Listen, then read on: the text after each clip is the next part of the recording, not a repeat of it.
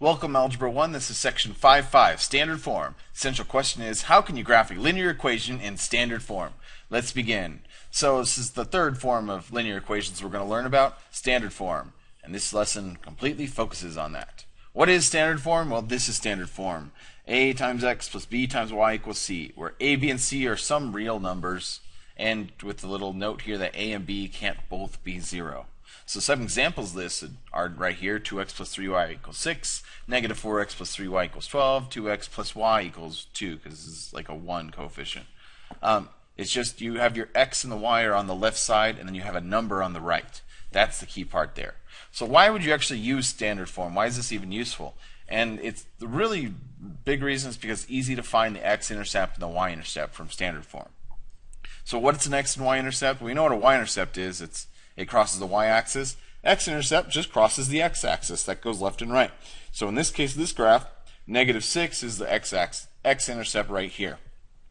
How can we use the standard form to find these intercepts? We use something called, I'll call it the cover-up method. So if I have this equation, negative 5x plus 6y equals 30, and that's the equation of that last graph we saw. The way you cover up, there's two things. First, you'll find the y-intercept, you cover the y term, and then solve for x. So what I mean is I have this black box right here, and I'm actually just going to literally cover up that y like it's not there. So then I have a new equation, negative 5x equals 30. Well, to solve for x, you divide by negative 5 on both sides, and then what you're going to get is x equals negative 6. So that means my x-intercept is going to be at negative 6, 0, because y is going to be 0 and x is whatever that number is. Now to find the y-intercept, I have to cover up the x term. So I'm going to take a box and just cover up that x term, and I'm left with the equation 6y equals 30. I divide by 6 on both sides, and I'm going to get y equals 5. So my y-intercept is then going to be at 0, 5. And that was the case of that graph. So it's simple, cover up the term that you don't need, and then you just solve for the other variable. That's all it is.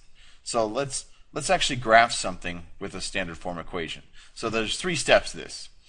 We have to graph 2 points to graph a line. So we want to graph the x-intercept, the y-intercept, and plot the points and draw a line through them. So to find the x-intercept first, for this example equation, I must cover up the y. So if I cover up the y, I get an equation. I get 5x equals 15. And to solve for x, I divide by 5 on both sides, and I'm going to get x equals 3. So my x-intercept's at 3, 0, because y is 0. Now let's try to find the y-intercept. Well, instead of covering up the y, I'm going to cover up the x. And so what you're going to get right there is you're going to get 3y equals 15. Divide by 3, and you're going to get y equals 5. So my y-intercept happens at 0, 5. Now that I have those 2 points, I'm going to plot them and draw a line. So first I'll plot that 3, 0, and that 3, 0 is going to happen right 3 right here, 0 up, so it's right here. I'm going to label that 3, 0. Now the next one I'm going to plot, I've got to plot that y-intercept. It's at 0, 5, so 0, 5. Right here I'm going to label it 0, 5. Now that I have those 2 points, all I have to do is simply draw a straight line between those, just like we did before. So there's my line. Don't forget the arrowheads. And that's it. There's my graph of that standard form equation. This is kind of a summary page of everything we've done. We've done 3 different types of equations.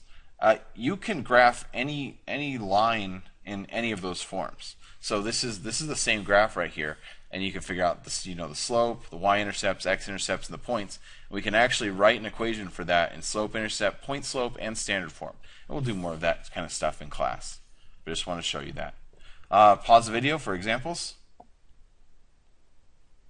Alright, what are the x and y intercepts? To find the x and y intercepts, I'm going to use the cover-up method here. So I'm going to make a little box first to find the x-intercept. I'm going to find the x-intercept. I have to cover up the y value. So I'm going to make a box, and it's going to look covering up the y. So then I get an equation, 3x equals 24. We'll divide by 3 on both sides, and I'm going to get x equals 8. So my x-intercept is going to be at 8, 0. That's my first one. Now let's find the y-intercept. So the y-intercept, I have to cover up the x value, so I'm going to move my cover, and then it's covered right there. So what I'm left with is 4y equals 24. Divide by 4 on both sides. I'm going to get y equals 6. So my y-intercept's at 0, 6. All right, last one. Pause the video. Okay, I want to graph that equation.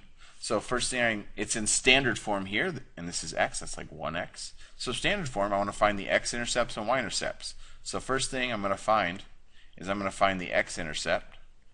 And I'm going to do that by covering up, I already have a cover, I'm going to cover up the y. It doesn't matter which intercept you find first. So if you cover that up, you get x equals negative 2. And hey, x equals negative 2. So my x-intercept happens at negative 2, 0. Now I'm going to figure out what my y-intercept is. So I got to cover up the x term. When you cover up the x term, you're left with negative 2y equals negative 2. I divide by negative 2, and then what I'm going to get left with is y equals positive 1. So my y-intercept's at 0, 1.